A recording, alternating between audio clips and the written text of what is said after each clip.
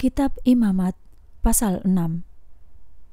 Persembahan penebus salah untuk dosa lainnya. Kemudian Tuhan berfirman kepada Musa, firman-Nya, "Jika seseorang berdosa dan bertindak tidak setia kepada Tuhan dengan menipu sesamanya mengenai barang titipan atau barang yang dipercayakan kepadanya, atau barang rampasan, atau dia telah memeras sesamanya, atau ketika dia menemukan barang yang hilang tetapi berbohong mengenai hal itu, dan dia bersumpah dusta mengenai segala hal yang dilakukan oleh seorang manusia sehingga dia berdosa karenanya, akan terjadi karena dia telah berdosa dan bersalah, dia harus mengembalikan apa yang telah diambilnya, entah itu dengan merampas, memeras, mengambil barang yang dititipkan kepadanya, atau barang hilang yang ditemukannya, maupun barang yang atasnya dia bersumpah dusta itu. Dia harus membayar kembali semua barang itu sepenuhnya dan harus menambahkan 1/5 dari harga barang-barang tersebut. Lalu dia harus memberikannya kepada pemilik barang-barang itu pada hari dia mempersembahkan persembahan penebus salahnya. Dia harus membawa persembahan penebus salahnya bagi Tuhan kepada imam, yaitu seekor domba jantan yang tidak bercacat dari kawanannya, atau yang nilainya setara sebagai persembahan penebus salah. Imam harus mengadakan pendamaian bagi orang itu di hadapan Tuhan, sehingga orang itu akan diampuni kesalahannya atas pelanggaran apapun yang telah dia perbuat. Persembahan bakaran. Tuhan berfirman kepada Musa, firman-Nya, "Perintahkanlah ini kepada Harun dan anak-anaknya. Inilah hukum tentang persembahan bakaran. Persembahan bakaran harus tetap ada di atas perapian mazbah sepanjang malam sampai pagi, dan api mazbah harus dijaga tetap menyala. Imam harus mengenakan pakaian linennya dan mengenakan celana linen pada tubuhnya. Lalu dia harus mengangkat abu persembahan bakaran yang telah dilahap oleh api di mazbah, dan dia harus menaruhnya di samping mazbah. Kemudian dia harus menanggalkan pakaiannya dan mengenakan pakaian lain, lalu membawa abu itu keluar perkemahan ke suatu tempat yang tahir. Api yang di atas mazbah harus tetap menyala, tidak boleh padam.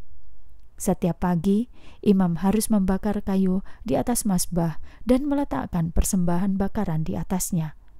Dia harus membakar lemak kurban itu sebagai kurban pendamaian. Api itu harus terus-menerus menyala di atas mazbah, tidak boleh padam. Persembahan sajian. Inilah hukum tentang persembahan sajian. Anak-anak Harun harus mempersembahkannya kepada Tuhan di depan mazbah. Dia harus mengambil segenggam tepung halus dari persembahan sajian itu, bersama minyak dan semua kemenyan yang terdapat pada persembahan sajian. Dia harus membakarnya di atas mazbah. Suatu bau harum yang menyenangkan sebagai persembahan peringatan bagi Tuhan. Yang tersisa dari itu harus dimakan oleh Harun dan anak-anaknya, dan harus dimakan sebagai roti tidak beragi di tempat kudus. Mereka harus memakannya di pelataran tenda pertemuan. Itu tidak boleh dipanggang dengan ragi.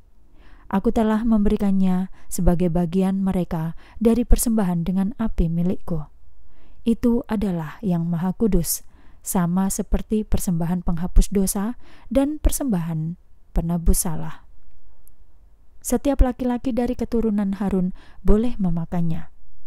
Itulah ketetapan untuk selama-lamanya dari generasi ke generasi, yaitu dari persembahan dengan api untuk Tuhan. Semua yang menyentuhnya akan menjadi kudus. Persembahan sajian para imam. Tuhan berfirman kepada Musa, firman-Nya, "Inilah persembahan Harun dan anak-anaknya yang harus dipersembahkan kepada Tuhan pada hari ketika dia diurapi. 1/10 eva tepung halus sebagai persembahan sajian yang tetap, setengah pada pagi hari dan setengahnya lagi pada sore hari. Tepung itu harus diolah dengan minyak di atas pemanggang. Setelah tercampur dengan baik, kamu harus membawanya masuk. Lalu, kamu harus mempersembahkan persembahan sajian berupa potongan-potongan yang sudah dibakar itu, sebagai bau harum yang menyenangkan bagi Tuhan. Yang harus melakukannya adalah imam dari antara anak-anak Harun yang telah diurapi untuk menggantikannya. Ini adalah ketetapan yang berlaku selama-lamanya untuk Tuhan, dan itu harus dibakar seluruhnya. Jadi, setiap kurban sajian dari imam harus dibakar seluruhnya, tidak boleh dimakan. Peraturan persembahan penghapus dosa. Tuhan berfirman kepada Musa, firman-Nya, "Berbicaralah kepada Harun dan anak-anaknya, katakanlah, inilah hukum tentang persembahan penghapus dosa. Di tempat persembahan bakaran disembelih, disitulah persembahan penghapus dosa harus disembelih di hadapan Tuhan. Ini adalah yang Maha Kudus.